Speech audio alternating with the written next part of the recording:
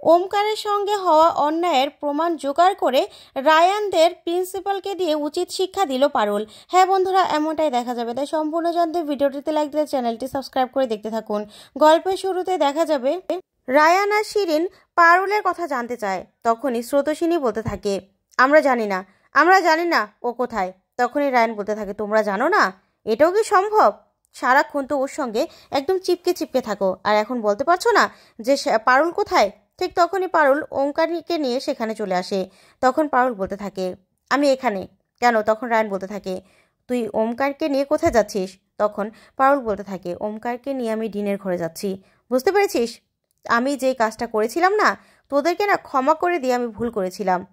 আসলে বিড়ালটা না প্রথম রাতেই মারতে হয়। সেই দিন যদি তোদেরকে আমি ক্ষমা না করতাম, তাহলে এই দিনটা দেখতে হতো না। বুঝতে পেরেছিস? এবার তোদের সেই দিনটা দেখতে হবে। তখন রায়ান বলতে থাকে, পারুল তুই কিন্তু বড্ড বাড়াবাড়ি করছিস। তখন পারুল বলতে থাকে, বাড়াবাড়ি? আমি কিসে বাড়াবাড়ি করেছি? তুই কি ভেবেছিলি যে আমরা গ্রাম থেকে আসা ছেলে মেয়েগুলো এতই নরম, এত সোজাসাপটা? সেটা তোরা ভুল ভেবেছিস। বুঝতে পেরেছিস? ভুল ভেবেছিস। এবার তোদেরকে আমি এমন উচিত শিক্ষা দেব না যে সারা জীবনের জন্য কারো পিছনে লাগা ভুলে যাবি তোরা। তখনই অভুদয় বলতে থাকে, এই পারুল, ব্যাপারটা কিন্তু তুমি পার্সোনালি নিয়ে খুব ভুল করছো। তখন পারুল বলতে থাকে, একদম চুপ, একদম চুপ। ভুলে গেছিস না? আগের বারের কথা ভুলে গেছিস? তোদের লজ্জা করে না? একটা ছেলেকে এরকমভাবে অসম্মান করেছে যে ছেলেটা এখান থেকে হোস্টেল ছেড়ে চলে যেতে চাইছে। লজ্জা করে না? আরেকজনের জীবন নষ্ট করে তোরা খুব শান্তি পাস, তাই তো? তোদেরকে না এই শান্তিটাই আজকে পাওয়াবো। আজকে আমি এমনভাবে কমপ্লেন করব না, আর ডিনেকে দিয়ে তোদের এমন শাস্তি পাওয়াবো যে সারা জীবন তোদের মনে থাকবে। সারা জীবন এই কলেজ থেকে তোদেরকে আমি বের করব। তোদেরকে এই হোস্টেলে থাকার নাম আমি ঘুচিয়ে দেব। তখন রায়ান বলতে থাকে, পারুল তুই কিন্তু বড্ড ভুল করছিস। দেখ, বন্ধু বান্ধবদের মধ্যে এরকম হাসি মজা ঠাট্টা হয়ই, সেটা নিয়ে পার্সোনালি নিয়ে এরকম করে ডিনের কাছে যাওয়ার কি আছে? তখন পারুল বলতে থাকে, ও আচ্ছা, বন্ধুর সঙ্গে তুই মজা করেছিস, তাই তো? বন্ধু বন্ধু ভাবলে এরকমভাবে কারো মান সম্মান নিয়ে টানাটানি করে কেউ?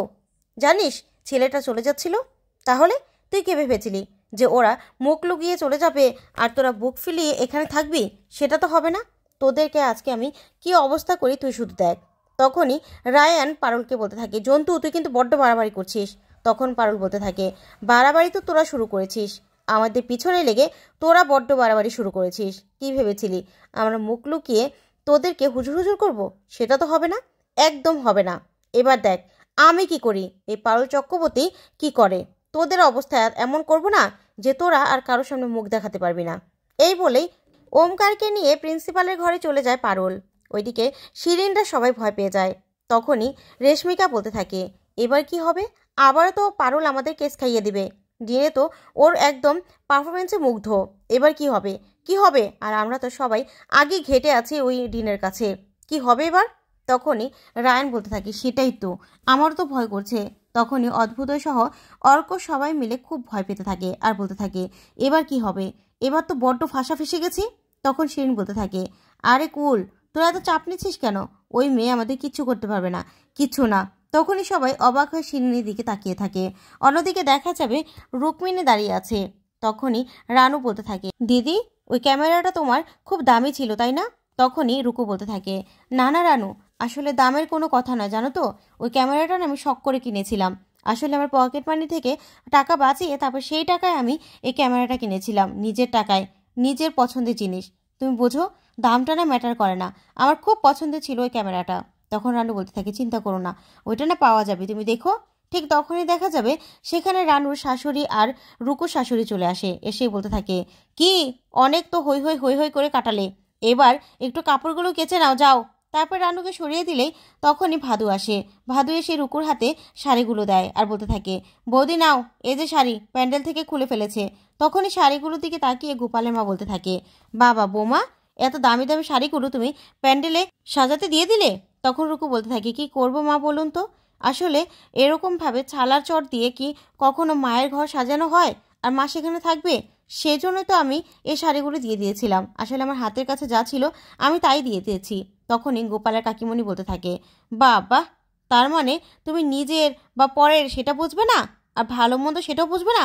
এত দামি দামি শাড়িগুলো এই যে প্যারাক মারা হলো এখন। তখনই গোপালের মা বলতে থাকে, শোনো বৌমা, এই শাড়িগুলো আমাদের, আমাদের বাড়ির।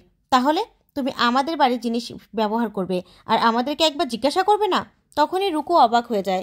ওইদিকে গোপাল দাঁড়িয়ে দাঁড়িয়ে সব কথাগুলো শুনতে থাকে। তখন রুকু বলতে থাকে, আসলে মা, এই শাড়িগুলো তো আমার বাপের বাড়ি থেকে আনা, তাই ভাবছিলাম যে আমার শাড়িগুলোকে আমি নিজের মতো করে ব্যবহারও করতে পারবো না।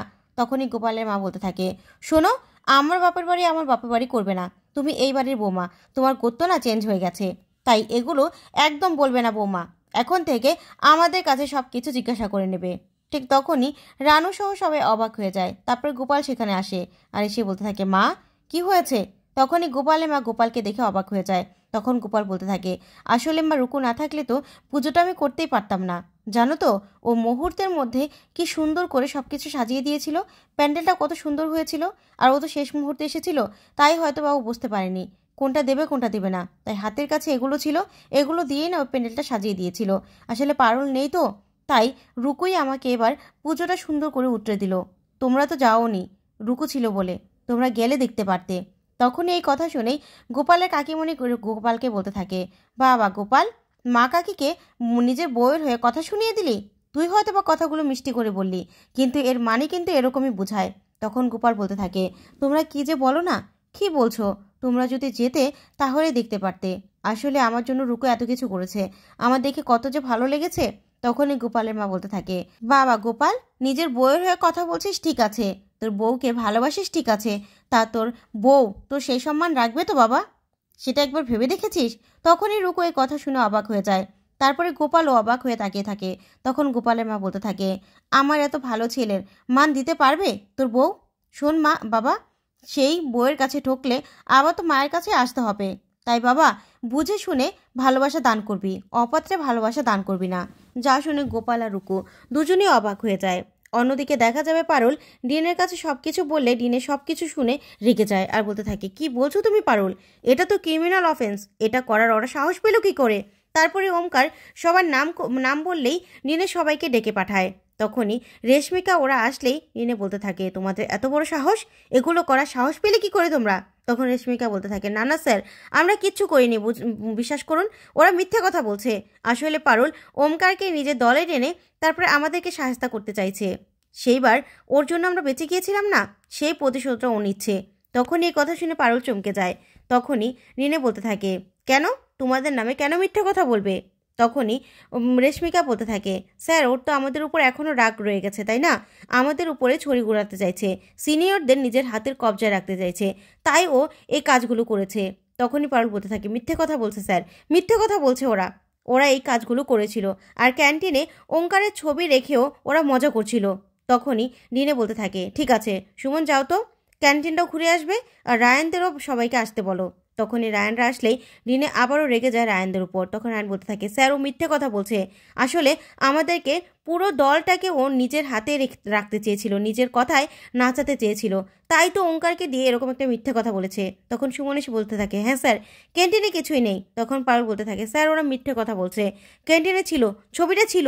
তখনই ডিনে বলতে থাকে, দেখো পারুল, তোমার একা কথায় তো আমি ওদেরকে শাস্তি দেব না, তবে হ্যাঁ, তুমি যদি প্রমাণ করে দিতে পারো না যে ওরা এই কাজটা করেছিল, তাহলে ওদের চরমতম শাস্তি দেবো আমি।